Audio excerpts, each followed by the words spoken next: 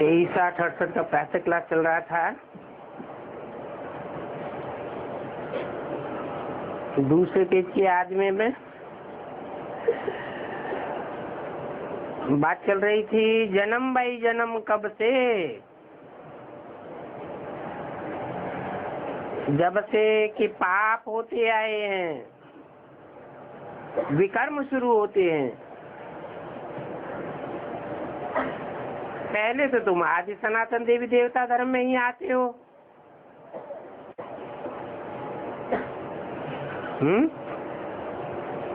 क्या बोला? पहले किस धर्म में आते हो, फिर बाद में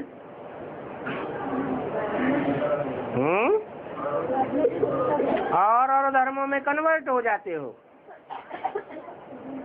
सब कन्वर्ट हो जाते हो क्या? हैं? कोई बचे?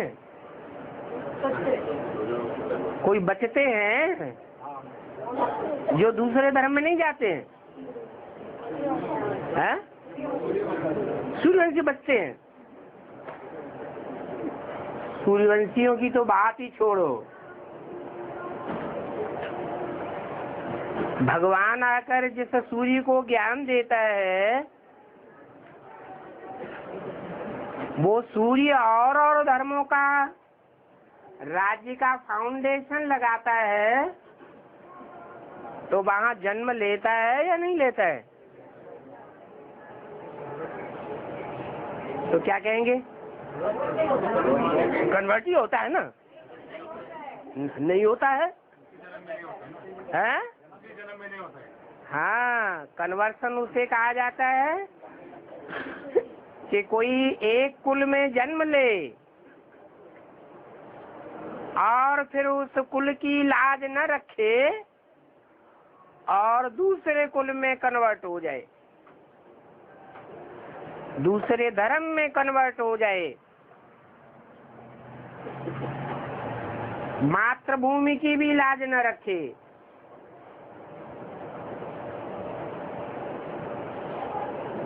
कोई आत्मा दूसरे धर्म में जाकर के जन्म लेती है,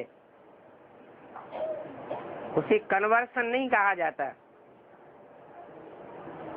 एक ही जन्म में एक धर्म को छोड़ और दूसरे धर्म को अपना लेना, उसे कन्वर्सन कहा जाता है।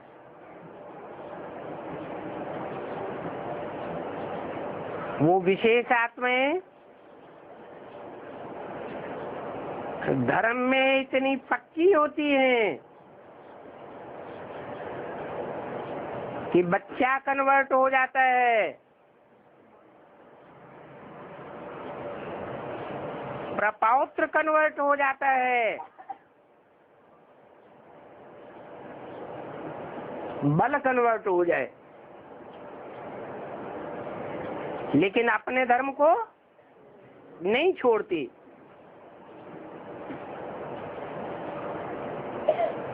जैसे महात्मा बुद्ध सिद्धार्थ में प्रवेश करते हैं, सिद्धार्थ कन्वर्ट हो जाता है।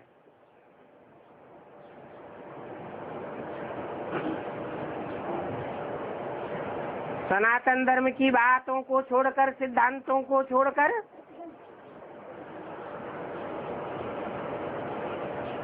बौद्ध धर्म के सिद्धांतों का प्रचार प्रसार करने लग पड़ता है। उसका बाप शुद्धोदन बच्चे को घर से बाहर निकाल देता है, देश निकाला दे देता है, परंतु खुद कन्वर्ट नहीं होता। उसका बाबा बिंदुसार, क्या नाम दिया? क्या मतलब हुआ? जो जो आत्मा रूपी बिंदु है, मनुष्य आत्मा रूपी बिंदु है ना, उन 500-700 करोड़ मनुष्य आत्मा रूपी बिंदुओं का जो सार है, पूरे मनुष्य सृष्टि रूपी वृक्ष का सार कौन होता है? कोई होता है या नहीं होता है? कौन होता है? जो उस वृक्ष को जन्म देता है, आदि पिता, वो हुआ मनुष्य सृष्टि रूपी वृक्ष का सार। उसका नाम दिया बिंदुसार। बाप है या बाबा है? बाप है। सिद्धार्थ का जो कन्वर्ट हो गया,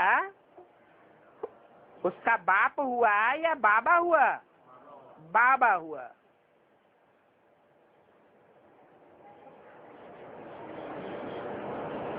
तो बौद्ध धर्म 300-400 वर्ष पहले स्थापन होता है,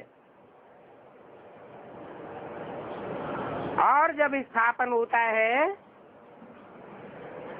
तो प्रपौत्र बिंदुसार का, पुत्र शुद्धोधन का कन्वर्ट हो गया और उसे देश निकाला भी दे दिया। धरत परिय पर धर्म न छोड़िए।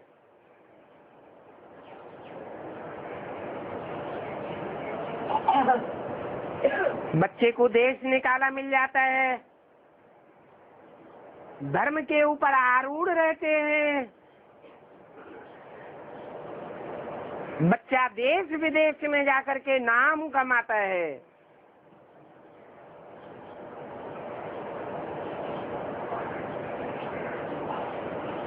पूरे ही पूर्वीय देशों को अपनी बातों से अवगत कराता है।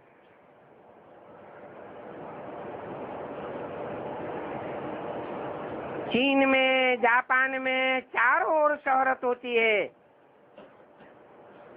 बौद्ध धर्म स्थापन हो जाता है। दुनिया की इतनी बड़ी जनरेशन उस सिद्धार्थ के पीछे जैसे कि पागल हो जाती है।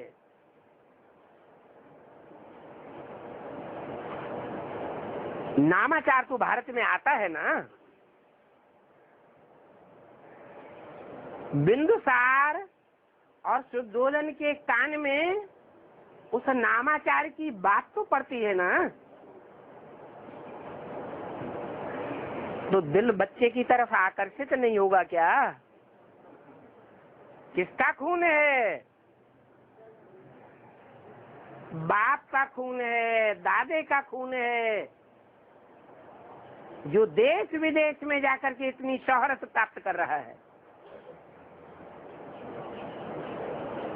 तो बच्चे की तरफ दिल भागेगी या नहीं भागेगी?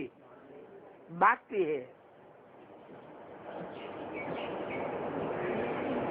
सारा जीवन उस बच्चे की तरफ दिल भागती है, लेकिन धर्म को नहीं छोड़ते,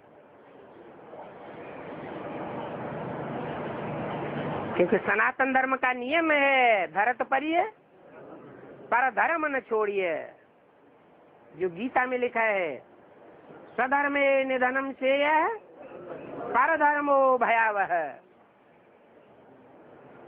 अब सारा जीवन बुद्धि उस बच्चे की तरफ जाती रही तो अंत मते तो गते तो जरूर होगी। हाँ, संकल्पों में जितनी जास्ती तीव्रता होती है,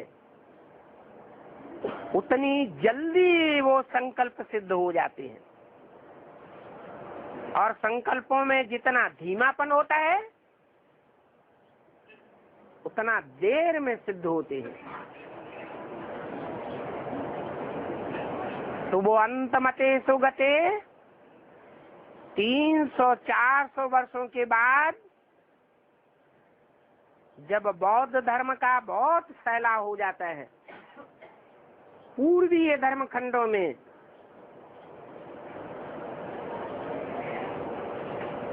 तो बाबा और बाप दोनों ही सन्नद्ध होते हैं बौद्ध धर्म में राजाई की स्थापना के लिए, क्योंकि बाप ही राजाई देता है, ग्रैंडफादर की राजाई जरूर मिलती है। और वो आत्माएं शरीर छोड़ने के बाद उन संस्कारों के अनुसार, जिन संस्कारों ने इतनी खींच की, अंत मते सो गति बनाई, बौद्ध धर्म में जाकर के जन्म लेती हैं और बौद्ध धर्म में राज्य की स्थापना करने की निमित्त बनती है। इसलिए बोला कि पहले तो तुम आदि सनातन देवी देवता धर्म में ही आते हो, बाद में मोह के कारण है बच्चों के प्रति भारतवासियों में जितना मोह होता है उतना दूसरे धर्म वालों में मोह नहीं होता है। ये भारत मातृ प्रधान देश है। मातृ प्रधान देश होने के कारण माताओं की भाषणा इस देश में ज्यादा आती है, क्योंकि हर धर्म वाले का ओरिजिन कहाँ से होता है? भारत से ही होता है। भारत में पहले पहले आदि सनातन देवी देवता धर्म था। आदि सनातन देवी देवता धर्म वाले ही बाद में हिंदू बने और फिर हिंदू से दूसरे दूसरे धर्मों में कन्वर्ट हुए। तो बोला तुम पहले पहले थे 16 कला संपूर्ण सूर्यवंशी, फिर बाद में कलाएं कम होती गई, सुख भोगते भोगते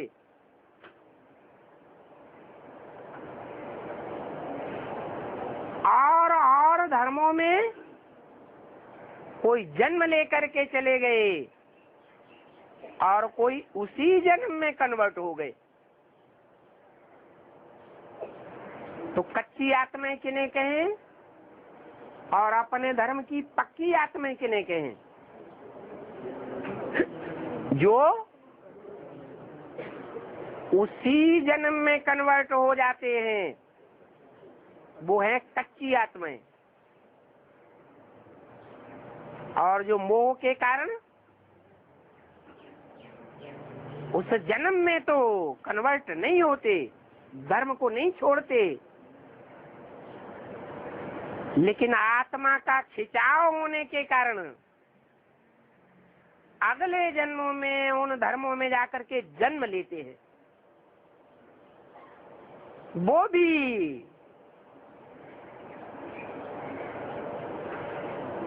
एक प्रकार का कर्तव्य है। क्या कर्तव्य है?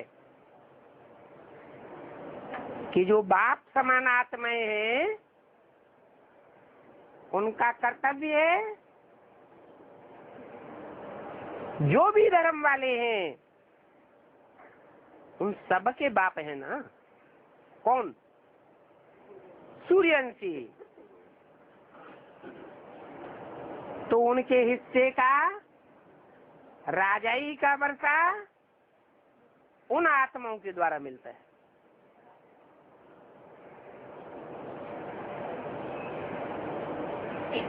इसलिए बोला कि तुम पहले 16 कला सूर्यवंशी थे, फिर तुम्हारी चंद्रवंशी में 2 कलाएं कम हो जाती हैं, फिर धीरे धीरे कला कम होते होते कलयुग अंत में बिल्कुल कलाहीन हो जाते हैं।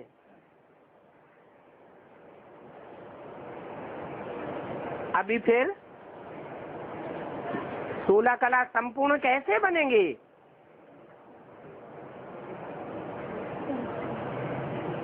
है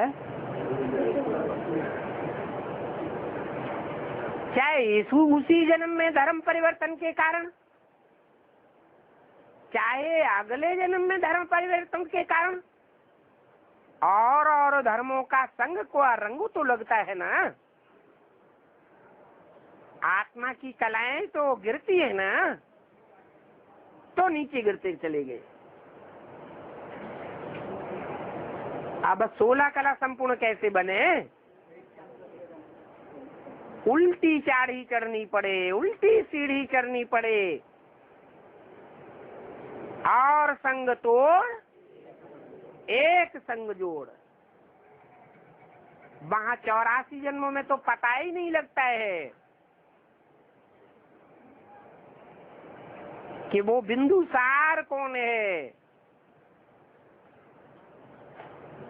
जिस ऊंच से ऊंच मनुष्य सृष्टि के बाप में ऊंच से ऊंच धर्म पिता स्वयं भगवान प्रवेश करता है। और अभी तो हमको है, अभी तो पता है। तो जब पता पड़ गया कि वो ऊंच से ऊंच जिसके संग के रंग से हम पुरुषार्थ अनुसार ऊंच से ऊंच बनेंगे और 16 कला संपूर्ण बनेंगे, तो ये मूल बात है उस बिंदुसार को पहचानने की, जानने की और मानने की। तो उस बात को याद करके सतो प्रधान बने। वो बाप सिर्फ मनुष्य सृष्टि का बाप नहीं है, उसके अंदर और आत्माओं का बाप परमपिता परमात्मा भी व्याप्त है। मुकर्रर रथ है।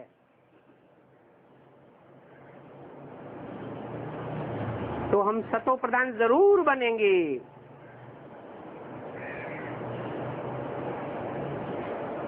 क्योंकि जो उसमें व्याप्त है,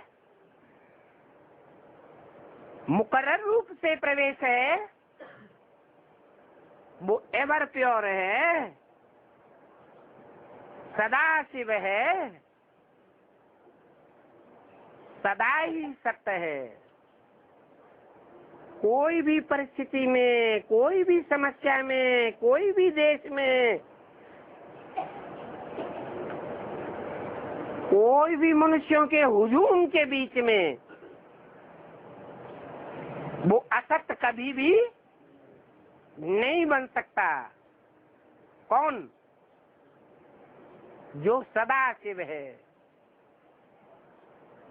इसलिए बोला जैसे कल पहले तुम सतो प्रधान बने थे, माम एकम याद करके, ऐसे ही अभी भी तुम सतो प्रधान बन जाएंगे। और दूसरे कोई सतो प्रधान नहीं बनेंगे। जो कल पहले माम एकम याद करके सतो प्रधान बने थे, वो ही सतो प्रधान बनेंगे। एक का भी फर्क नहीं पड़ेगा। आते रहेंगे, सतो प्रधान बनने वाले कहाँ आते रहेंगे? बाप के पास आते रहेंगे, पहचानते रहेंगे और याद करते रहेंगे, सतो प्रधान बन जाते हैं। तो जो सतो वाले होते हैं वो सतो में ही रह जाते हैं। नंबरवार तो होते हैं ना। फिर ड्रामा जैसे आए हैं ड्रामा अनुसार ही आवेंगे, आकर के जन्म लेंगे। तो देखो ये ड्रामा कितना विचित्र बना हुआ है। इस ड्रामा को अच्छी रीति जानने के लिए भी कितनी समझ चाहिए, परंतु जो पत्थर बुद्धि है वो समझ नहीं सकते हैं। अरे पत्थर बुद्धि को पारस बुद्धि बनाने वाला नहीं आया हुआ है क्या? आया हुआ है तो समझ सकते हैं ना। है? ऐसे क्यों कह दिया नहीं समझ सकते हैं पत्थर बुद्धि? है पत्थर बुद्धि भी अगर पारस का संग करेंगे तब ही तो समझेंगे, नहीं करेंगे तो नहीं बनेंगे, क्योंकि समझते नहीं है। पत्थर बुद्धि ही माना मोटी बुद्धि।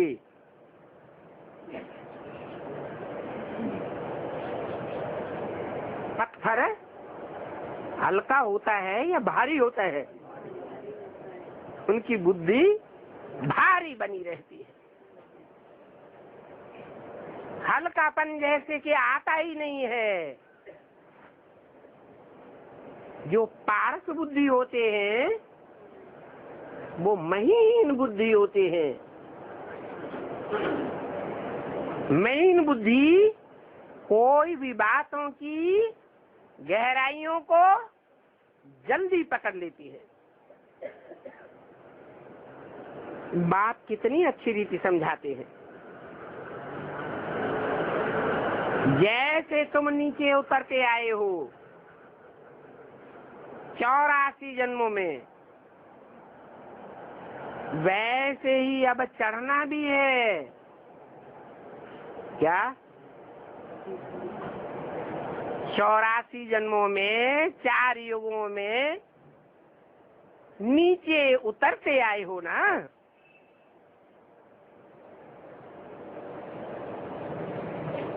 सतो प्रधान युग में धीरे धीरे नीचे उतरे,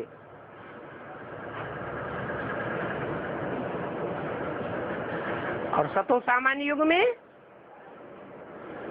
और तेजी से नीचे उतरे। सतयुग में 1200 वर्षों में 2 कला नीचे उतरे, और त्रेता में उन्हीं 1200 वर्षों में कितना नीचे उतर गए? 3 गुना नीचे उतर गए। फिर द्वापर में नीचे उतरने की गति और तीव्र हो गई। 1200 वर्षों में 8 कलाएं कोई कोई की चट हो गई। कलयुग आते आते सब कलाहीन हो गए। तो जैसे नीचे उतरे हो वैसे ही अब ऊपर चढ़ेंगे। तो कौन से युग की सीढ़ी चढ़ने में जास्ती कठिनाई आएगी? जो कलयुग की सीढ़ी है उसे चढ़ने में बहुत कठिनाई महसूस करते हैं।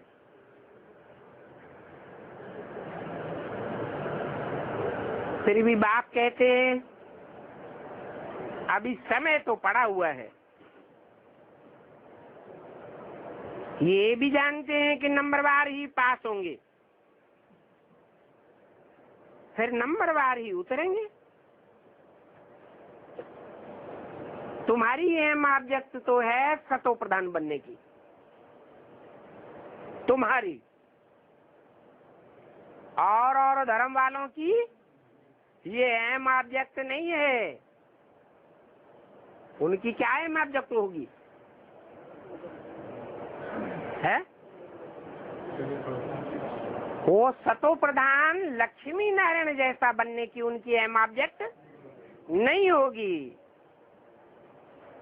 उनका सिंबल लक्ष्मी नारायण नहीं हो सकते।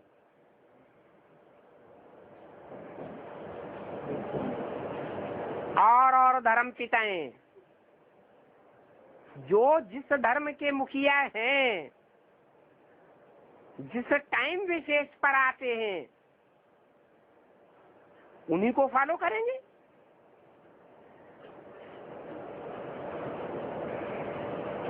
ये तो नहीं कह सकते कि सभी फेल हो जाते हैं, सभी पास हो जाते हैं। होता है ऐसे है? नंबरवार फेल होते हैं और नंबरवार ही पास होते हैं। 100 नंबर से फिर कम होते जाते हैं।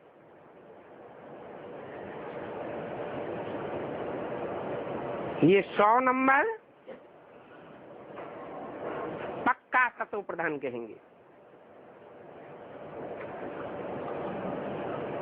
फिर भी फेल पास नंबरवार ही होते हैं। इसलिए बहुत पुरुषार्थ करना है। इस पुरुषार्थ में ही फेल होते हैं। इस पुरुषार्थ में हैं? कौन से पुरुषार्थ में फेल होते हैं? हैं? अरे सतो प्रधान बनने के पुरुषार्थ में ही फेल होते हैं।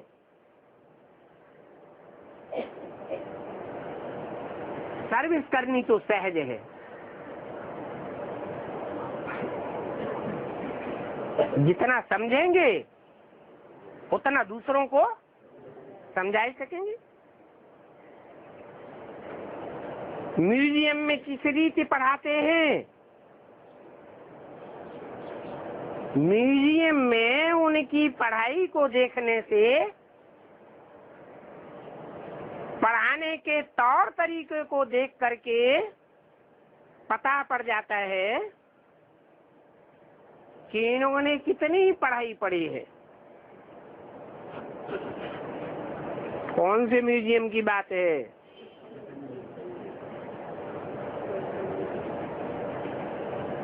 बेसिक नॉलेज में, जड़ म्यूजियम में भी बेसिक नॉलेज का पता पड़ता है और एडवांस नॉलेज में चैतन्य म्यूजियम भी तैयार होता है। और जो चैतन्य म्यूजियम के विशेष विशेष सतो प्रधान भांति मूर्तियां हैं, उनकी समझानी देने वाले जब समझानी देते हैं तो पता पड़ जाता है कि इनके अंदर उन सतो प्रधान मूर्तियों के प्रति कितनी श्रद्धा है, कितने विश्वास पूर्वक दूसरों के सामने पेश करते हैं। तो उनके पढ़ाई के, पढ़ाने के तौर तरीके का पता पड़ जाता है। जो हेड टीचर्स होंगी वो तो जरूर देखेंगी। क्या क्या देखेंगी? कि इनके पढ़ाने का तौर तरीका कैसा है। देखेंगी ये ठीक नहीं समझाती है तो फिर खुद जाकर समझा देगी।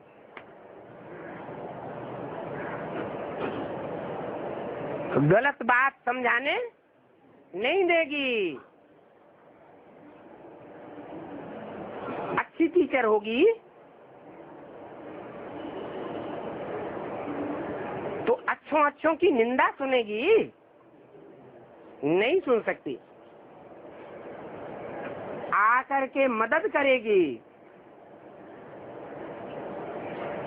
1-2 गार्ड ऐसे रखे जाते हैं जो कि देखते रहते हैं कि समझाने वाले ठीक से समझाते हैं या नहीं समझाते हैं। कोई भी कुछ पूछता है तो मुझते तो नहीं है, मुझान में आकर के जवाब तो नहीं देते हैं। ये भी समझते हैं कि सेंटर की सर्विस से प्रदर्शनी में सर्विस अच्छी होती है। कैसे है? फिर तो प्रदर्शनी ही लगानी चाहिए, सेंटर खोलना तो बंद कर देना चाहिए। जबकि प्रदर्शनी में ही अच्छी सर्विस होती है। क्या कहा? हाँ, चैतन्य सेंटर्स की बात है और चैतन्य प्रदर्शनी की बात है। प्रदर्शनी के जब चलचित्र तैयार हो जाएंगे तो जहां भी जाएंगे सर्विस करते रहेंगे। देखने मात्र से ही प्रजा तैयार हो जाएगी, लंबा चौड़ा समझाने की भी दरकार नहीं पड़ेगी। तो सेंटर से प्रदर्शनी में अच्छी सर्विस होती है और प्रदर्शनी से म्यूजियम में अच्छी सर्विस होती है। क्या अंतर है म्यूजियम प्रदर्शनी में? है? म्यूजियम के चित्र स्थायी होते हैं, एक स्थान पर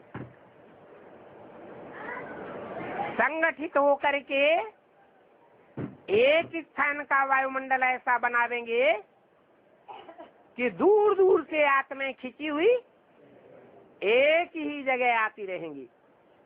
और प्रदर्शनी में है, प्रदर्शनी में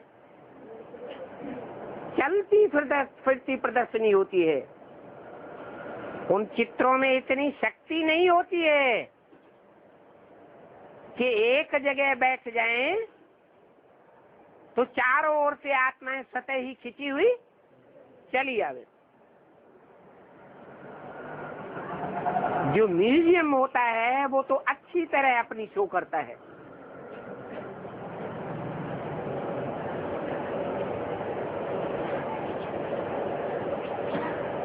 फिर जो देख करके जाते हैं वो औरों को भी सुनाते रहेंगे।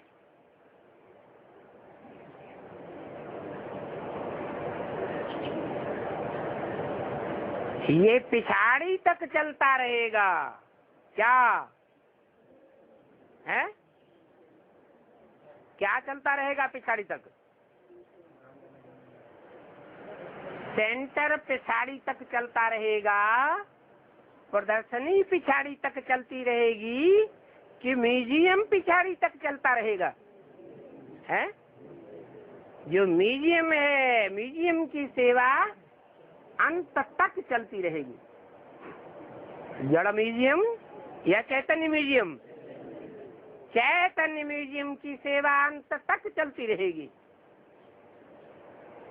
और ये म्यूजियम नाम भी बदल जाएगा। क्या क्या होगा? म्यूजियम नाम बदल जाएगा। म्यूजियम नाम बदल जाएगा तो क्या हो जाएगा? है? अरे दिमाग में ही नहीं आता। हाँ, गॉड फादरली वर्ल्ड यूनिवर्सिटी, ये अक्षर अच्छा है, ये नाम रखा जाएगा। कहाँ से शुरुआत होगी? हाँ, सतयुग से है। गॉड फादरली वर्ल्ड यूनिवर्सिटी, ये नाम आखिर कहीं से तो शुरुआत होगी इसकी। कि सारे हिंदुस्तान में एक साथ नाम रख जाएंगे। आध्यात्मिक ईश्वरीय विश्वविद्यालय जो नाम रखे गए हैं वो सारे हिंदुस्तान में एक साथ रखे जाएंगे या पहले पहले कहीं से शुरुआत होगी? कहाँ से है? शुरुआत होती है बनारस से, या जहाँ ज्ञान का बना बनाया रस तैयार होता है, रगड़ने की दरकार भी नहीं पड़ती। इसमें कोई मनुष्य का नाम नहीं है। जो पहले नाम होता है प्रजापिता ब्रह्मा कुमारी ईश्वरीय विश्वविद्यालय या ब्रह्मा कुमारी ईश्वरीय विश्वविद्यालय, उसमें तो नाम होता है किसका? मनुष्यों का। परंतु इसमें कोई मनुष्य का नाम नहीं होता है। क्या नाम होता है? आध्यात्मिक। आधि माने अंदर, आत्मिक माने आत्मा के अंदर। माने आत्मा के अंदर क्या क्या है, कितने कितने जन्मों का किस किस आत्मा के अंदर कितना कितना पार्ट भरा हुआ है, ये सारी डिटेल अगर कोई को जाननी है तो कहाँ जाना पड़े? आध्यात्मिक ईश्वरीय विश्वविद्यालय में जाना पड़े। ईश्वर आध्यात्म विद्या सिखाने वाला है, वो आत्माओं का बाप है, देहधारियों का बाप नहीं है। उन आत्माओं के अंदर जो परमपिता परमात्मा के बच्चे हैं, उनमें जन्म जन्मांतर का क्या पार्ट भरा हुआ है, वो जानने के लिए आध्यात्मिकता में घुसना पड़े। ये आध्यात्मिकता कोई मनुष्य मात्र नहीं सिखा सकता। ये स्पिरिचुअलिटी मनुष्य के सिखाने की चीज नहीं है। कौन सिखाता है? स्पिरिचुअल गॉड फादर ही ये पढ़ाई पढ़ाता है। अब इसका उद्घाटन कौन करता है?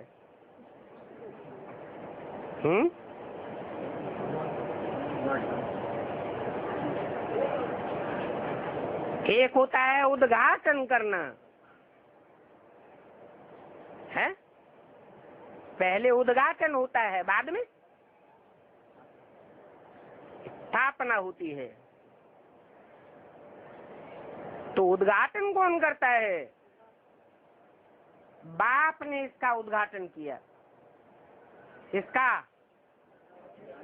आध्यात्मिक ईश्वरीय विश्वविद्यालय का ये बाप की पहचान है।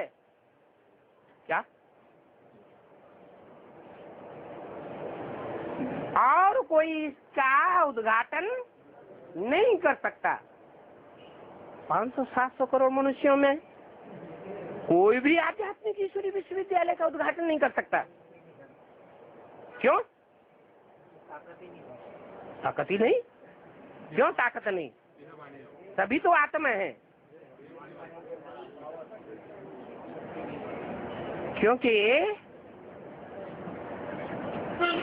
आध्यात्मिक ईश्वरीय विश्वविद्यालय का उद्घाटन वो ही कर सकता है जो आत्मा के अंदर प्रवेश करने की ताकत रखता हो। हर प्रकार की आत्मा के अंदर तह तक प्रवेश करने की ताकत रखता हो।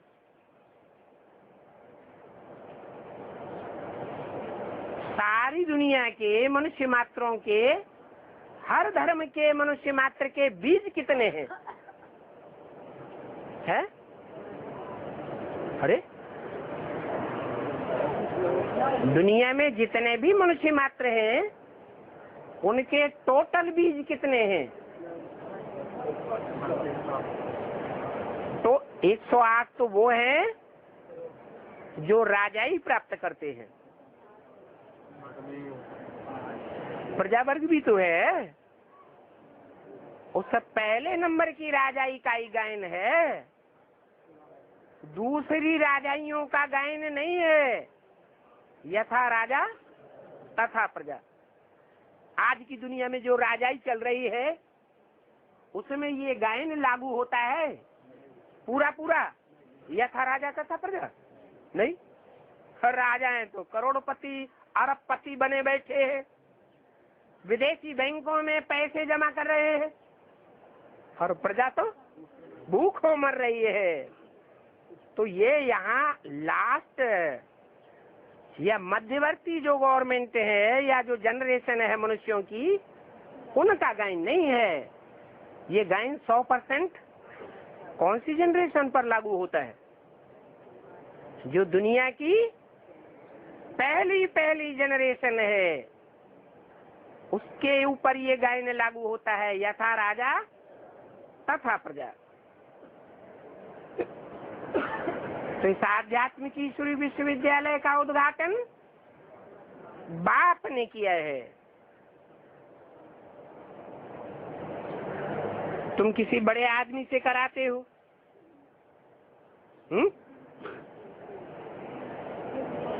तो बड़ा नाम होने के कारण समझते हो कि बहुत लोग आ जाएंगे।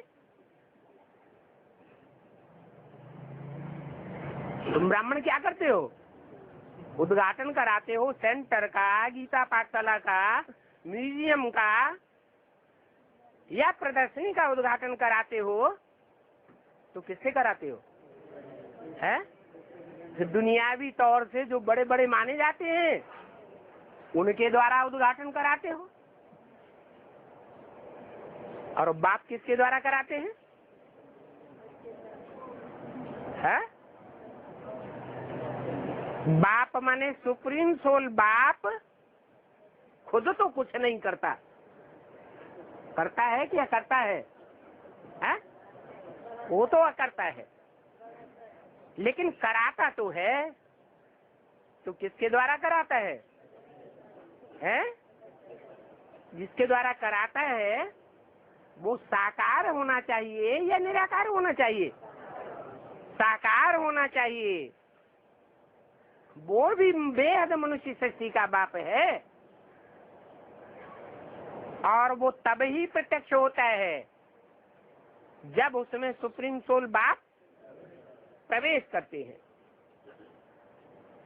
तो तुम जानते हो एक बड़े आदमी के द्वारा उद्घाटन करावेंगे तो उसको देख करके उसके पीछे पीछे ढेर आ जाएंगे। तो बेहद के बाप की भी क्या युक्ति है? क्या युक्ति है? अरे बेहद का बाप ढेर के ढेरों को बुलाना चाहता है कि नहीं बुलाना चाहता है? किस कैटेगरी के ढेर बुलावेगा? है प्रजावर्ग की कैटेगरी के ढेर लोगों को बुलावेगा, या जो राजाई लेने वाले हैं दुनिया भर से चुनी हुई आत्माओं में से मुट्ठी भर आत्माएं निकलती हैं। उन मुट्ठी भर आत्माओं को कैसे कलेक्ट किया जाए? उनको कलेक्ट करने के लिए उन राजाओं का भी कौन चाहिए? राजा चाहिए।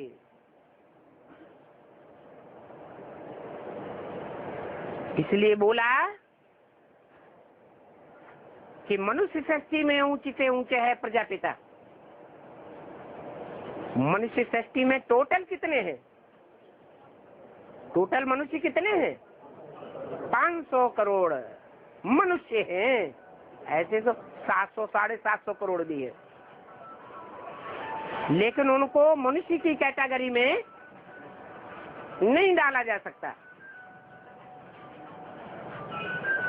देखो हम भी मोबाइल रखते हैं, औरों को जो 500 करोड़ से ऊपर हैं वो मनुष्य की कैटेगरी में हैं? हैं? नहीं है। किस कैटेगरी के हैं? वो मनन चिंतन मंथन करने वाली आत्माएं नहीं है, थोड़ा भी मनन चिंतन मंथन नहीं करेंगी।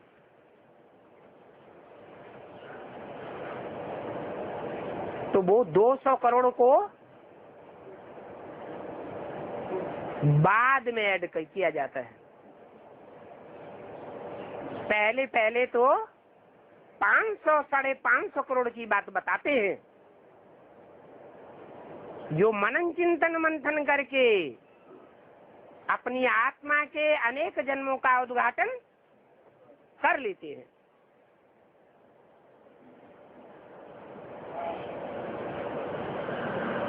तो ऐसे मनन चिंतन मंथन करने वालों की संख्या 500 करोड़ है। ये सब अपने अनेक जन्मों को जानेंगी, परंतु नंबर बार है। कोई 100% और कोई 1/4% भी नहीं। हाँ, उन मनन चिंतन मंथन करने वाले मनुष्यों का जो एक मुखिया है, उस मुखिया को पकड़ लिया जाए तो उसके पीछे पीछे एक दिन सब मनुष्य आ जाएंगे। ढेर के ढेर मनुष्य हैं। इसलिए बाबा ने दिल्ली में लिखा है कि बड़े बड़े आदमियों के जो ओपिनियन है सो छपवाओ।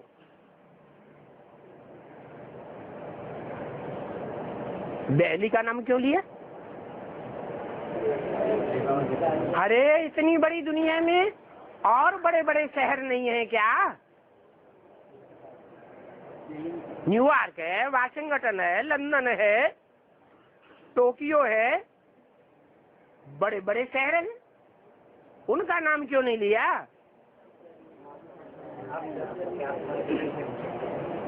क्योंकि और जितने भी शहर हैं दुनिया के बड़े बड़े महानगर, उन महानगरों में हर धर्म की आत्माओं ने राज्य नहीं किया है। एक दिल्ली शहर ही दुनिया में ऐसा है जिस दिल्ली की गोद में हर धर्म की आत्माओं ने, जैसे बच्चा माँ की गोद में राज्य करता है, ऐसे दिल्ली की गोद में हर धर्म की मनुष्य आत्मा ने राज्य किया है। तो बोला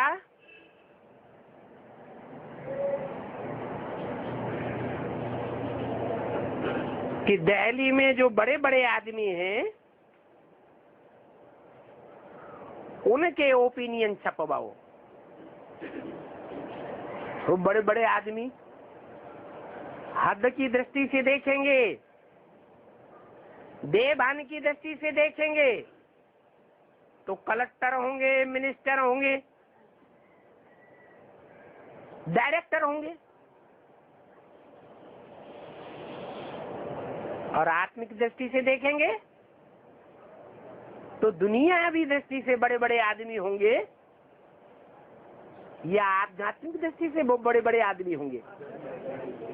हो, जो अभी तक उद्घाटन करने के लिए बुलाए गए उनमें से एक भी आध्यात्मिक दृष्टि से बड़े बड़े आदमी नहीं हो सकते।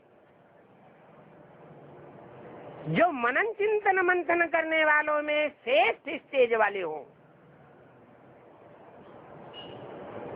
ईश्वरीय ज्ञान के आधार पर अनेक जन्मों का मनन चिंतन मंथन करके नई नई बातें निकाले और पहले पहले अपने अनेक जन्मों को पहचाने। उससे भी पहले बाप को पहचाने। तो ये बड़े बड़े आदमी जो हैं, तुम बेहद के बच्चों के बेहद की दृष्टि में उनके ओपिनियन छपाना अच्छा है, और बड़े बड़े आदमियों को मनन चिंतन मंथन करना चाहिए और नई नई बातें निकालनी चाहिए। इसमें कोई जादू आदि की बात नहीं है। इसलिए बाबा लिखते रहते हैं कि ओपिनियन का किताब छपाओ,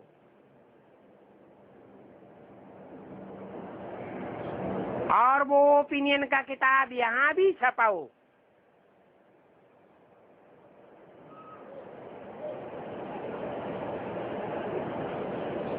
यहाँ पर तो खास बांटना चाहिए, भले छपाने वाले छपाते रहे, लेकिन यहाँ बांटने का काम जरूर होना चाहिए। तुम्हारे जो दुश्मन हैं, क्या और सूर्यवंशियों के दुश्मन हैं या नहीं है? तुम्हारे जो दुश्मन हैं उनको तो वो ओपिनियन का किताब जरूर छपा करके देना चाहिए।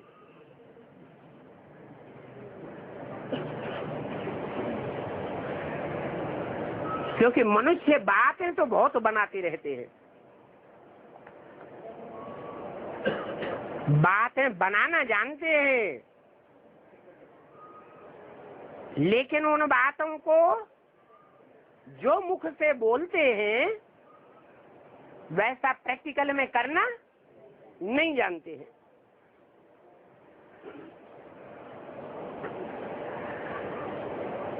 आगे के हिसाब से व्यास को तो फिर भी रजोगुणी कहेंगे। व्यास ने मनन चिंतन मंथन किया कि नहीं किया है? दुनिया में सबसे ज्यादा मनन चिंतन मंथन किसने किया? कहेंगे व्यास ने जितने शास्त्र लिखे उतने और कोई ने नहीं लिखे। लेकिन व्यास तो फिर भी कौन सी स्टेज का चिंतक था? 4 स्टेजेस हैं मनन चिंतन मंथन की, तमो प्रधान, रजो प्रधान, सतो सामान्य और सतो प्रधान। व्यास कौन सी स्टेज तक था? रजो प्रधान स्टेज का चिंतक था। मनन चिंतन मंथन उसने रजो प्रधान स्टेज का किया, लेकिन सतो प्रधान स्टेज का मनन चिंतन मंथन नहीं किया। जो भी पुराण आदि लिखे गए हैं, वेद शास्त्र लिखे गए हैं, उनमें सतो प्रधान युग और सतो सामान्य युग, त्रेता सतयुग का कोई भी वर्णन, कोई भी इतिहास नहीं है। और जो है तो सब झूठा। त्रेता में राम, राम के साथ रावण, त्रेता में 14 कला संपूर्ण। फिर वहां रावण कहां से आ गया? रावण तमो प्रधान होता है या सतो प्रधान बुद्धि होता है? तो बेविचारी बुद्धि होता है। सतयुग में हिरण्याकश्यप को दिखा दिया, प्रहलाद को दिखा दिया। अरे सतयुग में हिरण्याकश्यप जैसे असुर कहां से आवेंगे? सवाल ही पैदा नहीं होता। तो पुराणों में सारी हिस्ट्री अगड़म बगड़म लिखी हुई है। तो कहेंगे कि उन्होंने तो रजो प्रधान युग में बैठ करके शास्त्र बनाए हैं। किस युग में? रजो प्रधान। ये रजो प्रधान क्यों कह दिया है? द्वापर युग, द्वापर युग में क्या होता है जो रजो प्रधान कह दिया है? 8 कलाएं होती हैं। तो 8 कला कहना चाहिए। रजो प्रधान युग क्यों कहा? रजो प्रधान युग इसलिए कहा कि वहां सभी स्त्रियां रजस्वला होने लगती हैं।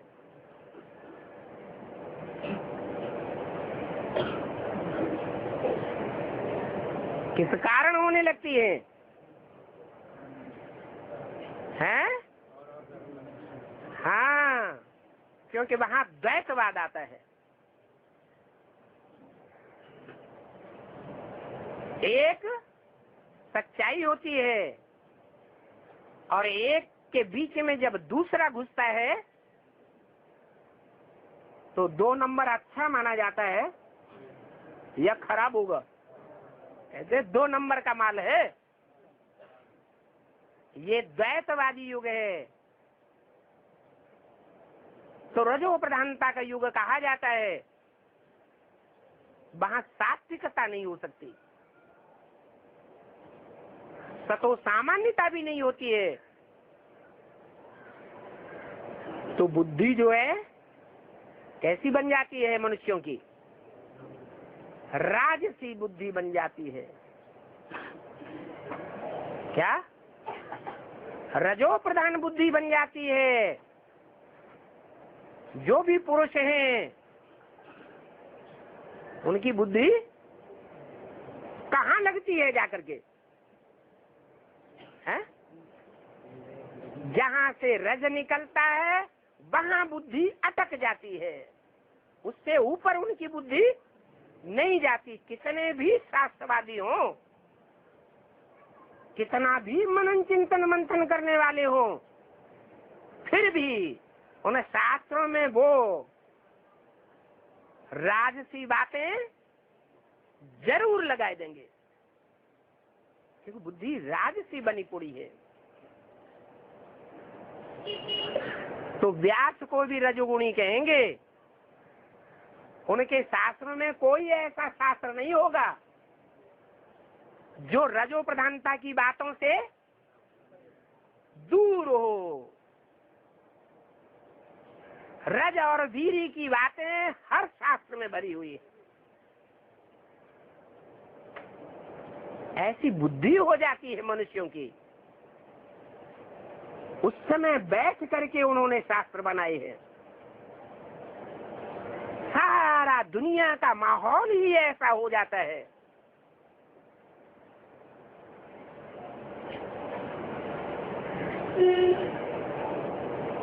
जब सबकी बुद्धि रजो प्रधान बन जाती है। रजोगुणी मनुष्य रजोगुणी मनुष्य ने बैठ करके ये शास्त्र बनाए हैं, तो झूठे होंगे या सच्चे होंगे? इतने झूठे शास्त्र। तो देखो, इतने झूठे शास्त्र बनाए हैं तो तमो प्रधान मनुष्य क्या झूठ नहीं बना सकते हैं। इसलिए दिन प्रतिदिन गाया जाता है, झूठी माया, झूठी काया, झूठा सब संसार। पहले पहले माया का नाम क्यों लिया है? प्रकृति का नाम नहीं लिया। किसका नाम लिया? माया किसको कहा जाता है? 5 विकारों को माया कहा जाता है। अच्छा, दुनिया के जो 100% 5 विकारी आत्माएं हों, वो माया रावण का रूप नहीं है? हैं? और वो माया रावण का रूप वो पुरुष पहले बनता है या स्त्री में कमजोरी पहले आती है?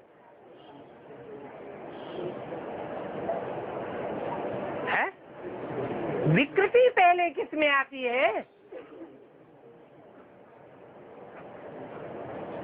पुरुषों की मनसा में पहले विकृति आती है। प्रकृति रूपी माता तो जड़ बुद्धि होती है, पहचान ही नहीं सकती कि सत्य क्या है और झूठ क्या है, निर्णय नहीं कर सकती। इसलिए दुनिया में जितने भी सत्य असत्य को डिफाइन करने वाले हुए, न्यायाधीश कहो, राजा कहो, वो पुरुष हुए या स्त्रियां हुई? है पुरुष हुए। फिर भी माया रावण क्यों कहा गया? बाबा रावण माया क्यों नहीं कहते? है? इसलिए कहा गया मां माने नहीं, आया माने आया। क्या ना आया होता तो अच्छा था, क्या नहीं आया होता है? जो माया का ये रूप है वो ना आया होता तो अच्छा है। कौन सा रूप है? देहभान वाला रूप। और देहभान पुरुषों में उतना नहीं होता है जितना स्त्रियों में होता है। इसलिए माया को आगे रखा है। पुरुषों में होता है काम विकार, कामना जागृत हो जाती है। माया रूपिणी देखी और कामना जागृत हुई। तो बोला इस दुनिया में इसलिए गायन चला आ रहा है, झूठ की दुनिया में। क्या? झूठी माया, झूठी काया। ये जो काया भी है ना, वो राम की तरह जो गायन है, मर्यादा पुरुषोत्तम राम, ऐसी किसी की काया इस द्वैतवादी रजो प्रधान युग में नहीं रहती, न स्त्रियों की और न पुरुषों की। काया में पहले पहले मुख्य कौन सा अंग है जो प्रदूषण पैदा करते हैं? आंखें। द्वापर आया और द्वापर के आदि से ही इस्लाम धर्म की आत्माओं के आते ही वो व्यभिचार की शुरुआत हो गई। और पहले पहले आंखों ने वो व्यभिचार का दोष करना शुरू कर दिया।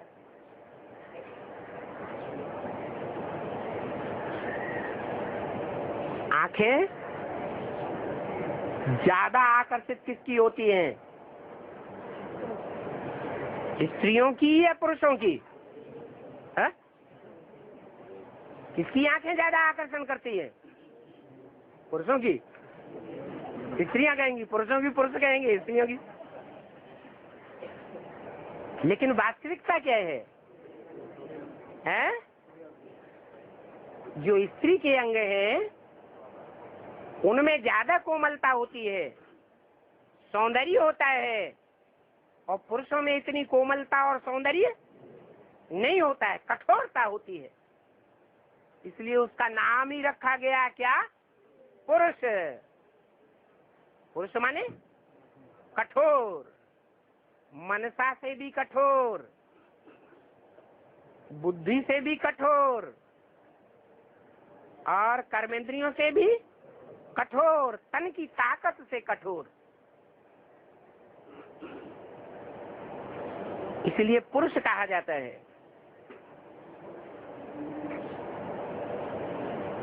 तो बाबा ने बताया ये सतयुग त्रेता का गायन नहीं है। झूठी माया, झूठी काया, झूठा सब संसार।